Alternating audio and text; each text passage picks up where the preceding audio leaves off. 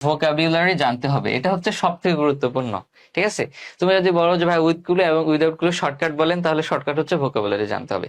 তো তুমি যদি ভোকাবুলারির পার্টটাকে স্কিপ করতে চাও, তাহলে তোমার এই 15 মার্ককে স্কিপ করতে হবে। মানে তুমি যদি ভোকাবুলারি স্কিপ করতে চাও, তাহলে এই 15 মার্ক পাওয়ার চিন্তা বাদ দিয়ে দিতে হবে। ভোকাবুলারি খুব ইম্পর্টেন্ট, মানে এটাতে ভোকাবুলারি না পারলে তুমি কখনোই হচ্ছে ভালো মার্ক পাবা না, ভালো অ্যান্সার করতে পারবে না। ঠিক আছে, যাদের A+ পাওয়ার ইচ্ছা, যে আমি হচ্ছে ইংলিশে A+ পাবো, ফার্স্ট পেপার সেকেন্ড পেপার, মানে অনেকে তো ইংলিশে A+ ছুটে যায়, তো তোমাদের যাদের ইংলিশে A+ পাওয়ার ইচ্ছা, তারা হচ্ছে এই পার্টটা হচ্ছে খুব ভালোভাবে পড়তে হবে। 15 মার্কটা খুব ইম্পর্টেন্ট।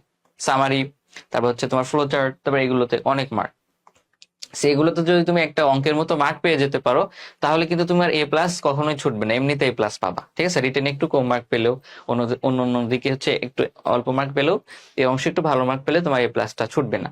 তো ভালো করার উপায় ভোকাবুলারি। এখন কথা হচ্ছে, পৃথিবীতে তো তোমার অনেক ভোকাবুলারি রয়েছে, মানে হাজার হাজার, কোটি কোটি, লক্ষ লক্ষ, মানে billion billion, million million, trillion trillion রয়েছে। এখন কথা হচ্ছে সব ভোকাবুলারি তো জানা সম্ভব নয়, তাই না?